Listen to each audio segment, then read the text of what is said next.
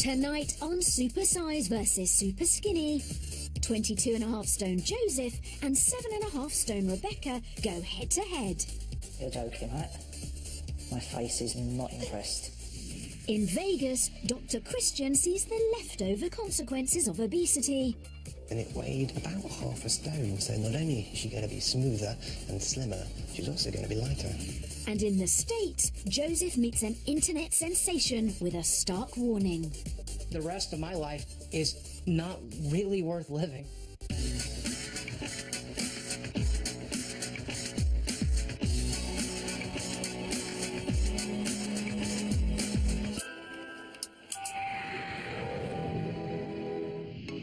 Obesity levels have more than doubled in the UK in the past 25 years. It's a growing epidemic, with 61% of adults in England now overweight or obese. But at the other extreme, more than 1.2 million people in the UK are classed as underweight.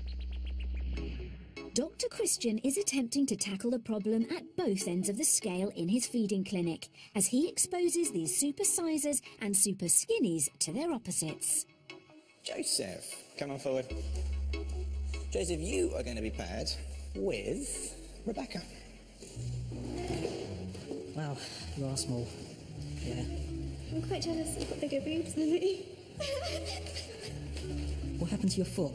I did it in a race, so I carried on and won. Oh, you battled through it? Yeah. Oh. I'm a bit stubborn. So what kind of food do you eat? I kind of run off what I eat, but I have like chocolate cereal for breakfast. I like a lot of honey nut cereal. Do you have like massive portions? I try not to fill the plate or the bowl, but it has been known to happen on a few occasions. That's what I was dreading. I'm 3 times the size of her. That's a big difference. I have a feeling Joseph's portion sizes are going to be about 4 times the size of mine. I'm quite scared. Exercise junkie Rebecca has been burning off far more calories than she's consuming, and Joseph has been putting on a stone a year for the last 11 years. I'm hoping that their time in the feeding clinic will highlight exactly where they've been going wrong, and together they can help to turn their lives around. 36-year-old supersizer Joseph is an ex-policeman who tips the scales at 22.5 stone. He's simply nutty about his favourite crunchy cereal. I normally get through 1.5 kilos per week. Joseph always starts the day with an ample serving. Around about 7 o'clock in the morning, I'd have honey nut cornflakes. I fill the bowl up to the top and then put a load of milk on. But by mid-morning, Joseph's ready for breakfast number 2. At 10:30, maybe another bowl. In fact, he loves his breakfast cereal so much, he can't wait for the next morning to arrive. About 11 in the night time, another bowl. There's no preparation, there's no cooking. It's done within 2 minutes. Bowl, milk, that's it. Which is just how Joseph likes his food, fast and easy. He's not one for actually cooking himself a proper meal. He can be a bit lazy. Joseph spends his days at home preparing for teacher training, and 6 days out of 7 succumbs to convenience food. I love pepperoni pizza. I put it in my mouth and it tastes so good. Before you actually know it, you're left with an empty box. A lot slimmer there, wasn't you? Evidence of his junk food intake has become impossible to disguise. First I started off at size 32-inch waist. Now I'm up to like 48 and it's sort of, wow. Joseph first started to put on the pounds working shifts in the police. Now he's got so heavy, this extra weight is crushing his confidence. When I look in the mirror, I feel disgusted. It's just overdue that I sort of put a stop to this destructive feeling with food. Whilst Joseph feels compelled to eat everything in front of him, our super skinny has the opposite problem. 25-year-old rehabilitation assistant Rebecca is a fitness fanatic. I generally train 6 days a week. Sunday's a long run, Tuesday, Thursday's on the track. Friday's off, I don't ever run on a Friday. And Saturday's a session on the grass. Maybe I'm addicted to exercise.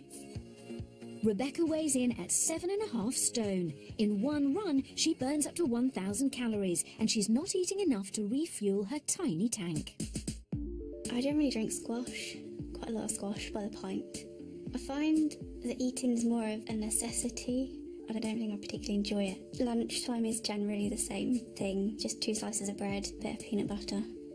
Then I'll have that every day until I run out of that pot of peanut butter, and then I'll move on to what's next in the cupboard. 3 years ago, Rebecca was diagnosed with the lung condition bronchiectasis, making her more vulnerable to infections, and it has resulted in her being hospitalised with pneumonia 3 times in 3 years. When it comes to her health, her weight does worry me because she doesn't have the reserves to help fight off the bugs. It could be fatal if I did get a really nasty infection. With a BMI of 16.6, Rebecca is seriously underweight. When I first had pneumonia, I was 23, and my mum told me I had to get back to 8.5 stone before I was allowed to compete again, and I've never got back to 8 stone. Rebecca's mum recently lost her battle with cancer, and Rebecca's determined to honour her wish. I would like to put the weight on because my mum had wanted me to. Before our Superskinny and Supersizer enter the feeding clinic, Dr. Christian wants to shock Joseph into realising where he's heading if he continues eating at his present rate. So he's sending him over to the USA. I'm feeling apprehensive about meeting someone who's going to be bigger than me. Joseph is heading for Fayetteville, Arkansas, where he'll be confronted with the health problems he could face if he doesn't change his ways. It's not going to be a walk in the park. I know that it's going to be quite difficult at times. Joseph is about to meet Boogie, a supersized internet blogger. Boogie to 988 coming at you through the power of the internet. I'm 39 years old, and I'm about 37.5 stone. Boogie readily admits that he's addicted to food. Food is the center of my universe. When I'm eating food, I'm thinking about the next thing I'm eating or thinking about the thing I'll eat after that. As a consequence of his weight, Boogie suffers from diabetes, high blood pressure and arthritis. The back pain is now constant. The knee pain is now constant. My weight is destroying just about every aspect of my life. It's literally killing me. 3 years ago, Boogie met Des online. They're now engaged to be married. I try not to think about the consequences if things don't change. In about 2 weeks, I'm getting married. Even though I know that I'm going to be in pain that day, I also know that it's going to be the best day of my life. You look so handsome. Since meeting Des, Boogie has lost nearly 3 stone, but it's been a daily battle. My original goal was to be able to dance with my wife at our wedding. And I don't think I'm going to be capable of that. I'm going to feel lucky if I can stand through the 15-minute ceremony. It breaks my heart. So what will 22.5 stone Joseph make of 37.5 stone Boogie? Hey, nice to meet you. How you doing, Joe? Boogie.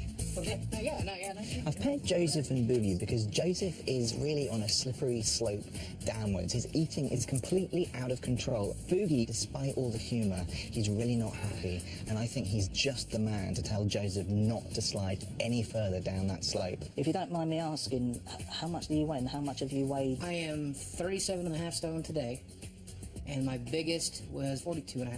Weight loss for me has been a real struggle, and I can only imagine it's a struggle for you too. You have to determine who you're going to be, and if you're going to be a man of size, own it, but I don't recommend it, man. My body is starting to fail, the arthritis. You have a chance here to stop yourself from beginning to die early. After hitting Joseph with the harsh reality of his health problems, Boogie wants to share the lighter side of his life. What's up, ladies and gentlemen? Boogie to 988 coming at you live once again. Boogie makes his living from internet videos. He entertains over 750,000 followers, with comedy sketches and observations of what it's like living with obesity. But putting himself online has also made him an easy target for abuse. I had a guy tell me, you're too fat to be on the internet. Kill yourself now, rather than die of a heart attack or a stroke. It's disgusting that people would even say that sort of stuff. I just can't believe how upbeat and funny he is. I think it's a coping mechanism, and it's a real eye-opener. I don't want to end up dying 5 years' time due to my weight being an issue. Coming up, Joseph gets a shocking glimpse of what his future could be. The rest of my life is not really worth living. Back home in the feeding clinic, Rebecca gets stuck in. It's not really a surprise he put on a lot of weight if he's eaten that regularly. And Dr. Christian gives Joseph some shock treatment. That is a month's worth of your cereal. It's disgusting. 36-year-old supersizer Joseph is a serial snacker with a weakness for fast food. Weighing in at 22.5 stone, he's 9 stone overweight. So Dr. Christian has sent him to the USA to meet 37.5 stone internet blogger Boogie to show him how he could end up if he doesn't curb his appetite. It's lunchtime and Boogie's taking Joseph to one of his favourite diners. Oh, wait till you see the problem they got in here. Trust me, it's awesome. Oh, brilliant. Meanwhile, Dr. Christian is on his way to pay them an unannounced visit. I've just driven past the diner where they're both sitting, so I'm going to get out and surprise them now. Bonding over food, Boogie's keen for Joseph to try one of the restaurant's speciality dishes. Processed meat, wrapped in pancakes, fried and served with 2 eggs and maple syrup, coming in at around 1,200 calories a dish. Meat and sweet, just the best feeling for me in the world. It's my favorite food. That's good. You have to try this. It does taste so good, but you can tell that it's so bad for you. Here's your drink, sir. Water for you, Coke for you. Brilliant. How are you doing? Yeah, good. How are you? God. I don't know how good an influence you are when it comes to food, though, Boogie. I picked literally the worst thing on the menu. For me, food is not only a way to reward myself, but a way to punish myself. You know, food is the punctuation that I put at the end of every sentence in my life, you know? Dr. Christian wants to make sure that Joseph fully understands Boogie's health issues, so they head home for a serious chat. You want to see medical conditions? My basket of medicine that I take every day just to get through the day is right here next to that fridge. So aspirin for pain, arthritis, but also thinning the Blood blood. thinner, yep. Ibuprofen. Pain medication? I'm in constant pain. Even now they're giving me steroid shots, cortisone, just to reduce the inflammation so that I can still walk. I wanted to show you what my legs look like. If I just push my finger into his leg like this, what I'm actually doing is squeezing fluid out. When I let go, I've left him a nice little dent in his leg. And there's something called lymphedema. His drainage systems to his legs are not really working properly. My quality of life is so poor. I mean, I'm very blessed with my job, and I'm very blessed with my fiance, but when it comes to being in pain all of the time, the rest of my life, no matter how short or long it is not really worth living. Are you noticing problems like this? Late at night when I'm in bed, I sometimes get a lot of muscle pain in my legs, and it really does hurt. The things you're describing right now are exactly what I was experiencing. You can chug along quite nicely for quite a long time, ignoring all the little clues. But then when the problems start, they pile on thick and they pile on fast. So now, Joe, promise me you've got this. I've got this, man. I've got this. You prove to me that you can do this. You're proving that I can do this, okay? Your success is my success now. You owe this to me. I feel that kind of made it a wake-up call and made me see that, you know, this is my last chance to actually do something about my weight. That's what a lot of this journey is going to boil down to for you, is actually finally being honest with yourself. Is that fair? It's not just the fact that I put on the weight, it's the fact that I've been lying to myself as to the reasons why I put on the weight. No more excuses. I'm going to do it now. Thank you, Dr. See you Christian. back in the UK, Joseph. Bye-bye. Cheers, bye. Back on home turf, and it's time for Joseph and Rebecca to check themselves into the feeding clinic, where for 2 intense days they'll swap their terrible diets. I'm going to come in quite hard on you straight away. The numbers in your food diary just do not add up. I tend to binge eat and have erratic eating patterns rather than having preset meals. Because of your Pakistani heritage, your ethnicity means that your risks of developing certain conditions are higher than Caucasian man. Okay. People with a South Asian background are more at risk of developing coronary heart disease and can be up to 6 times more likely to develop diabetes.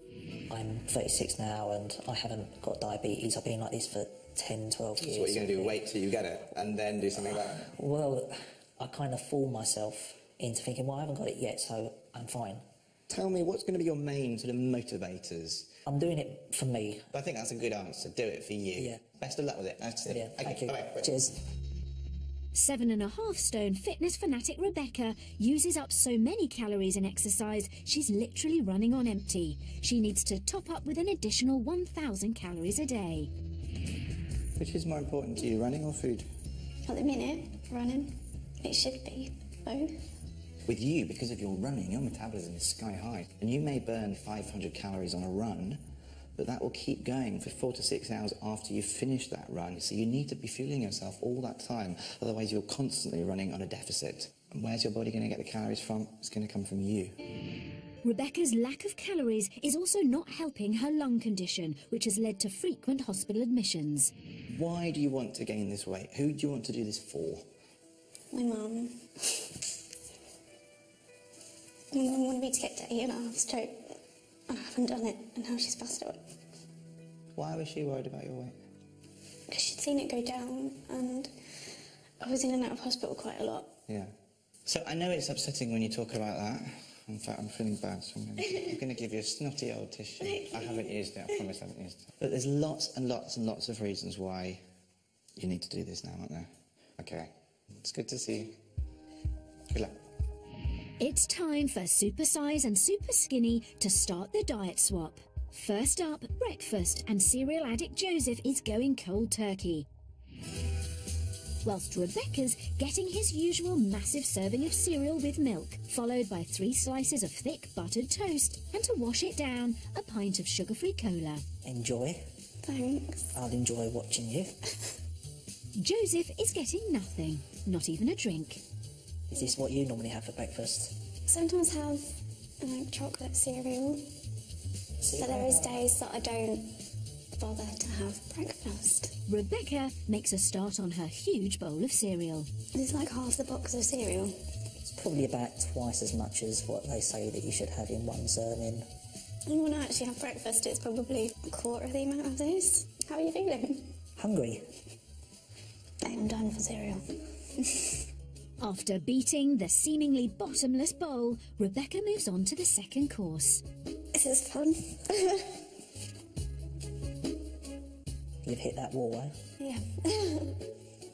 It's not a good feeling to see someone else with so much in front of them, knowing that that's how much I would eat. Yeah. I'm not looking forward to lunch at all.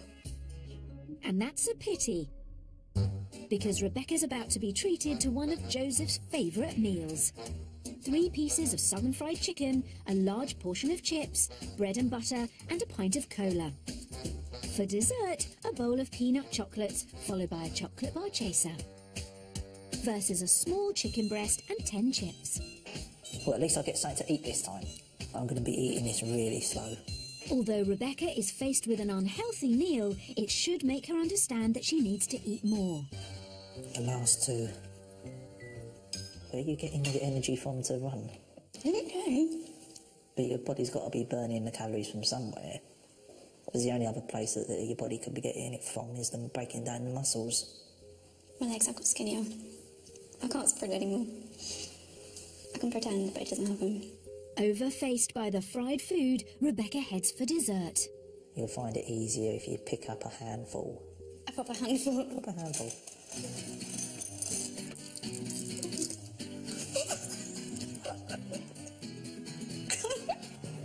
By the way, I was only joking at that. I didn't think that she would do it, but when she did, it was quite hilarious. I don't think she enjoyed it too much.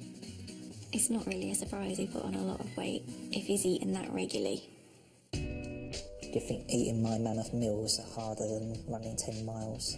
It's going to take me longer than running 10 miles to eat this. I thought it would be really easy and I could just demolish all the plates, it would be fine. It's not. I'm done. Joseph is seriously underestimating just how much food he's eating, so Dr. Christian's stepping in with some shock tactics. That is a month's worth of your cereal, Joseph. 4 kilos of cereal a week, 18 kilos a month. It's disgusting. A third by weight is sugar. So let's add 6 kilos of sugar. In a year, this supersizer eats over 1,000 bowls of cereal. It mounts up to a sickeningly sweet 72 kilos of sugar. But that's not the only additive lacing his favourite snack. There's an awful lot of salt in this cereal. Joseph gets his recommended daily allowance of 6 grams of salt just from his cereal consumption alone. One of your size bowls is about 800 calories. I'm lost for words. And by adding milk, Joseph's cereal snack mounts up to almost 1,000 calories. A single bowl holds almost 40% of his recommended daily calorie allowance. 91 bowls is 91,000 calories a month. I'm actually feeling kind of sick. If you were just to cut 4 bowls a week, you'd start to lose a pound of weight a week. And if that's not reason enough for Joseph to step away from the cereal, Dr. Christian's got another shock up his sleeve. That is a normal femur, normal adult femur. That one looks a bit odd, doesn't it? This is a disease called rickets. And one of the causes of rickets is vitamin D deficiency. If you don't have enough vitamin D, they sort of become bendy. That's the person with rickets. So with the gradual softening of the bones, plus the pressure of their body weight on top, and their leg bones have just gradually bent. That's really nasty. But most people make enough vitamin D by being exposed to sunlight. But you can top up your levels by eating oily fish and eggs. I can almost certainly guarantee that you will be deficient in vitamin D. Oh, okay. Change your diet, go outside, do a bit of exercise, and actually you can top your vitamin D levels back up. I now know where my weight gain has been, and it's been by eating oversized bowls of cereal. I won't be touching another cereal box again. So far, all cereal addict Joseph has eaten is a child-sized serving of chicken and chips. On the menu tonight is an apple and a banana. For Rebecca, it's stuffed crust pizza, dripping in cheese and smothered with Joseph's favourite topping, pepperoni. Do I have to eat the pepperoni? Put some meat on that bones. Yummy, eh? No. How many calories do you reckon is in this pizza? Around about 1,400. Joseph is completely underestimating his calorie consumption. This pizza alone would take him over his recommended daily allowance. It contains a colossal 2,690 calories. You definitely like giant size things. It makes more economical sense to buy a larger one. Would you not buy a bigger one and eat half for dinner and then have the rest the next day? That's the idea. I think Joe's in denial about how much he actually eats. There's just no willpower. If it's there, I think he eats it. It takes Rebecca over an hour to work her way round the pizza, skirting the crusts and the topping. If that was me, it'd probably be gone in 10-15 minutes. That's really quick to eat a pizza this size. Yeah, I know. It does kind of show me that if I eat slower, that I will get fuller quicker. And she's done it. It just goes to show that you can eat bigger portions. Yeah, I probably should eat a bit more when I get in than fruit. Her dinner ordeal might be over, but it's midnight, and that means it's snack time. Yeah, Becca, it's Joe. I've got some more food for you. Great. Another bowl brimming over with sugary cereal. You love your cereal. At all times. Stupid o'clock. I'll leave you to it. Good night. I'm defeated. I honey nut cornflakes. In America, when it comes to obesity, Sin City certainly lives up to its name. Las Vegas has shockingly high rates of obesity, fast food consumption, and is rapidly becoming a bariatric surgery capital. Over 150,000 Americans have bariatric surgery every year, with a cost to the US health economy of £1 billion. But as more and more people undergo radical surgery to lose the weight, many are left with unsightly excess skin. Dr. Shah, a cosmetic surgeon in Las Vegas, has seen a 200% rise over the past 10 years in patients desperate for skin removal. The number of patients that we're seeing is on the rise because we have a big problem, as you know, in the United States. More people are gaining weight. They are going through the bariatric procedures to help them lose the weight. Once they lose the weight, they have all that extra skin and they have to do something about it. There's a danger that all this excess skin might put people off losing the weight in the first place. You know, I think it's more important about your health. I think it's better to lose the weight and live with extra skin. 37-year-old Melanie used to weigh over 24 stone. 6 years ago, she had a gastric band fitted, which enabled her to lose nearly half her body weight. This is all the extra skin that she has after losing all the weight. And what we're going to do is we're going to take out all the extra skin from the top to bottom and tighten it up. You say goodbye to all of this. Abdominoplasty, or tummy tucks as they're more commonly known, are the third most popular cosmetic surgery procedure in the USA. Why are you having this done? I mean, I presume it's because of weight loss? I've lost over 11 stone. And now it's just a lot of skin that's hanging and it's uncomfortable. My clothes don't fit right. So it's time to go to the next level. Invasive procedures like this can take up to 6 hours to complete.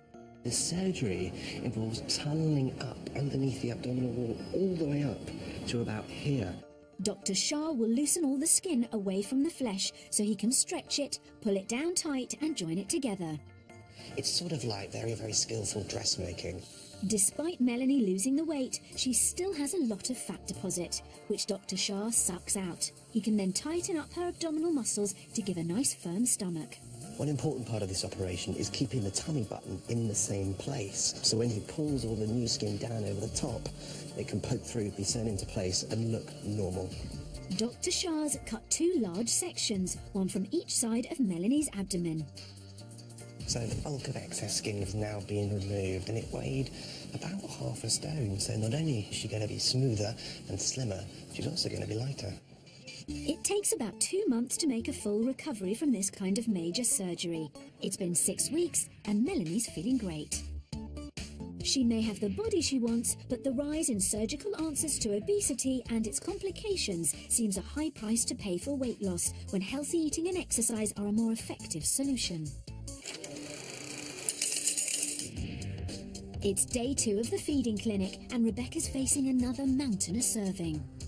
Not a massive sausage fan. This time a full English breakfast. 2 sausages, 3 rashers of bacon, 2 fried eggs, beans, 2 slices of toast and a quarter-pound burger. After yesterday's absent breakfast, Joseph struck lucky. He's getting a small serving of chocolate cereal and milk. Do you have to eat the fatty bits of the bacon as well? Oh. Once again, Rebecca's in for the long haul. That's pretty grim. Each mouthful is a struggle. That's minging. But she refuses to give up. That's nearly an hour it's taking you to eat that so far. Does that make you realise how big the portion is? It's made me realise how slow of an eater you are rather than how big of a portion it is. I'm down. I don't want to sniff that meat anymore. It's just making me think that maybe the sizes that I eat are too big. With Joseph finally starting to see the error of his ways, Dr. Christian wants to remind them both why they're here. I must have been about 5 or 6 at the time. Yeah, I was always quite active, always going out during playtime. Loved the hair. Wish I still had that. With a bowl.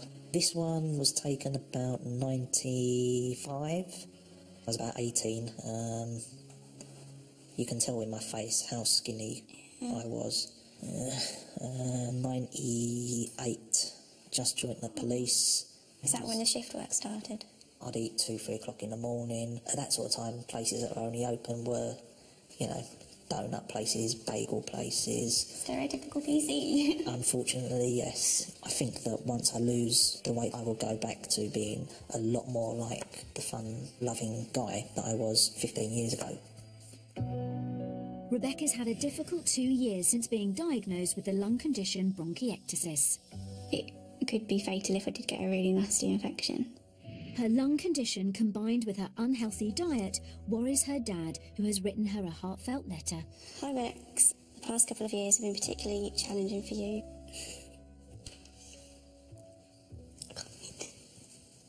Do you want me to read it for you?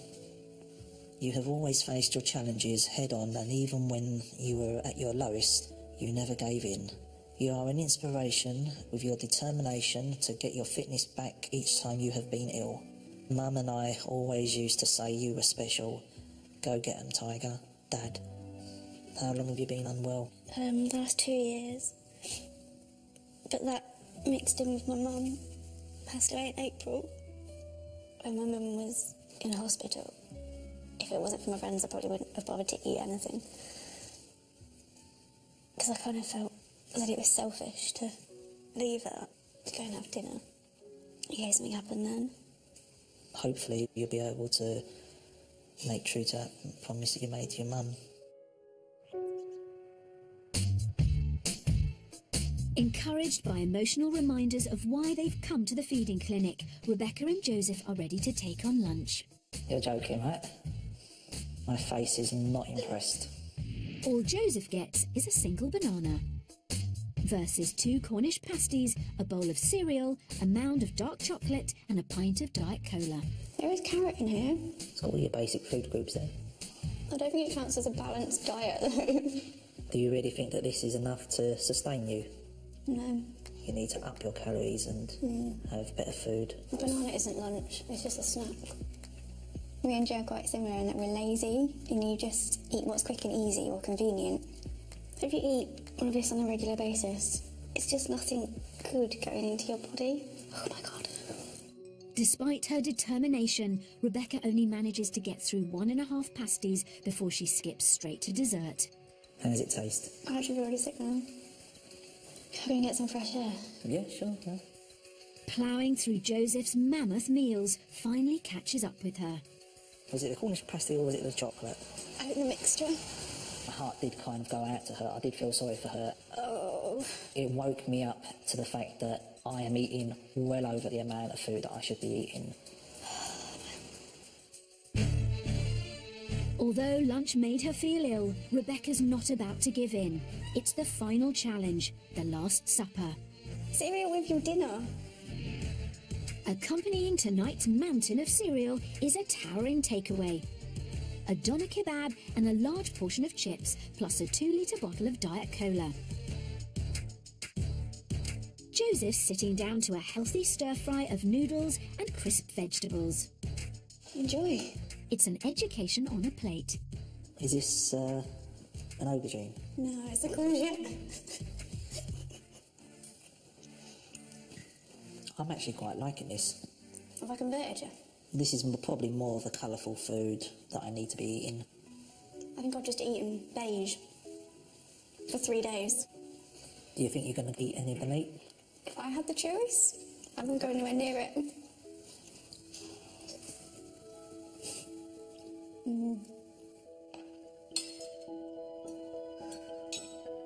Seeing Rebecca struggle slowly through his meals has made Joseph realise where he's been going wrong. Even though that I'm hungry and I want to just wolf it down, I'm kind of forcing myself to chew. I'm looking at that now and I'm thinking, I don't think I'll be able to go through it. I'm not going to lie, when I came in, I didn't realise someone could put away quite so much. I've learned that I eat way too much and I need to sort out my portion control.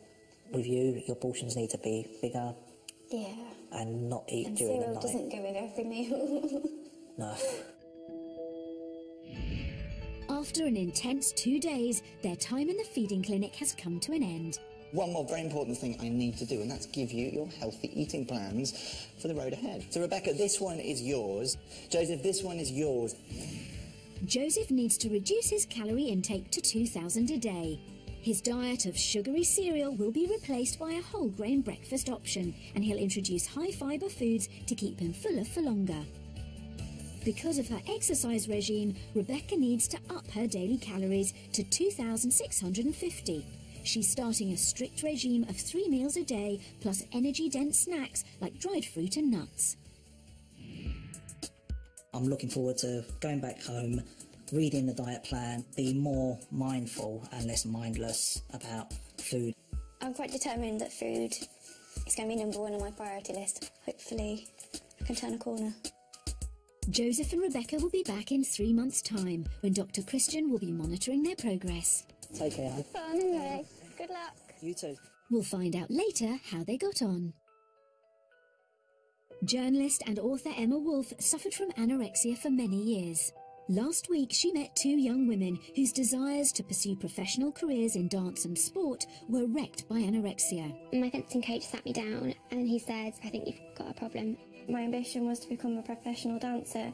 I turned that into, I must lose weight. Tonight, she continues her investigation in Liverpool, where she's meeting Professor Andy Smith from Edge Hill University. His research involved interviewing athletes about their experiences of elite sport, one aspect of which was their relationship with food. 3, 2, 1. The university-funded study took place over 2 years and involved 32 elite sportspeople. So Andy, are sports professionals more prone to getting eating disorders? On the basis of our evidence, we would generally conclude yes. And that can range from weight-dependent sports through to lean-dependent sports like gymnastics and so on. Is there something in that high-achieving personality? All of the athletes to whom we spoke, whether they were a young 16-year-old up to somebody who retired at the age of 34, said that one of the central characteristics of being an elite athlete is almost having an addictive personality to perfectionism and their fear of failure, without doubt. At the Olympic level, are there more eating disorders than lower down at amateur level? Prevalence rates in Olympic athletes have been reported up to 62%. But 62% is astonishingly high. And why is that? Certainly from our research, it's the pressure on individual athletes not just to succeed in the forms of winning medals, but also simply to qualify in some cases for Olympics. Chrissie Wellington is a British triathlete and 4 times world Ironman champion. She is also a recovered bulimic and anorexic.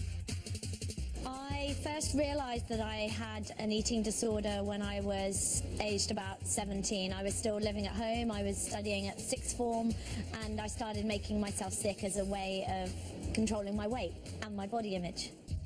Striving for physical perfection, Chrissie used exercise to lose more weight. Her eating disorder continued for several years. Before I knew it, I'd started to lose weight, and once I'd lost weight, I wanted to lose more, being quite an obsessive perfectionist. Chrissie's experiences tally with Professor Smith's findings that some of the qualities found in a competitive athlete can make a person more vulnerable to eating disorders. Emma wants to find out more. Athletes will seek to control every aspect of their training if they want to perform to their best, and that includes controlling what they put in their mouths. You have in your mind your idea of what perfection is, and that can be quite warped, in some cases quite irrational, but it's also a moving feast because you never achieve perfection. When you reach one point, you always want to better it. Did anyone know you had a problem? I went to see a prospective coach, and he took one look at me and he said, "You've had an eating disorder." How did he know?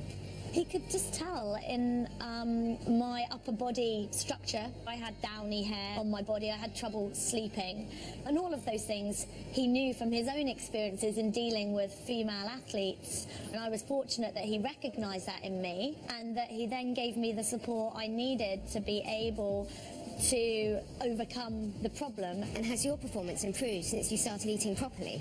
Overcoming the eating disorder enabled me to achieve my potential.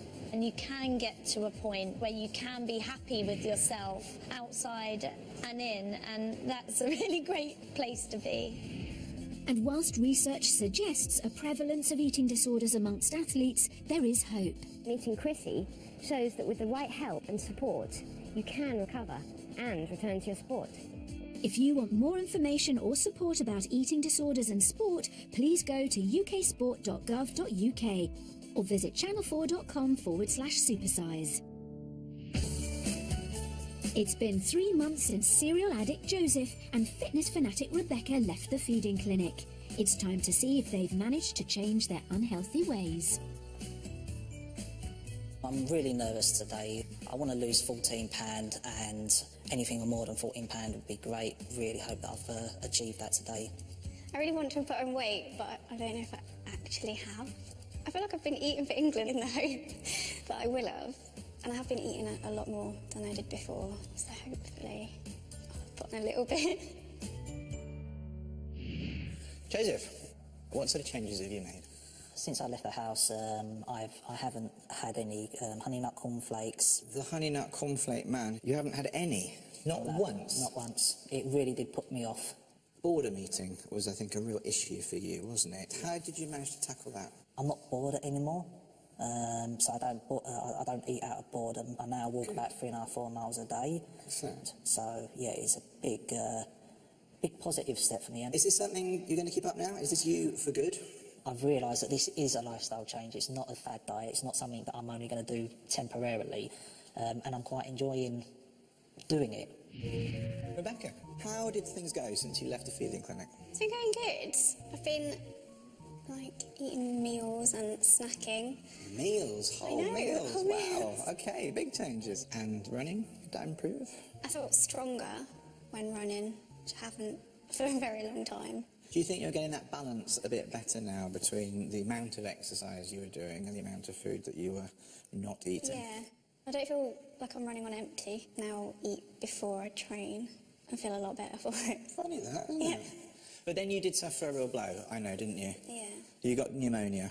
You were hospitalised. Yeah. I presume, unfortunately, you did lose a bit of weight at that time. It fell off quite quickly. I didn't really eat when I was in hospital. So you had pneumonia, horrible, Yeah. serious illness, actually. But the important thing, actually, is do you think you've now picked yourself back up again? Yeah. Hoping with you, though, is that as a result of these changes in the future, when you do get the pneumonia, it'll be less severe. Time for Joseph and Rebecca to be reunited. How you doing? You're looking really good. Wow. I can tell you've lost a lot. You can tell you put a bit of weight on as well, yeah. You can kind of see it in your face there. Got some cheeks. Yes.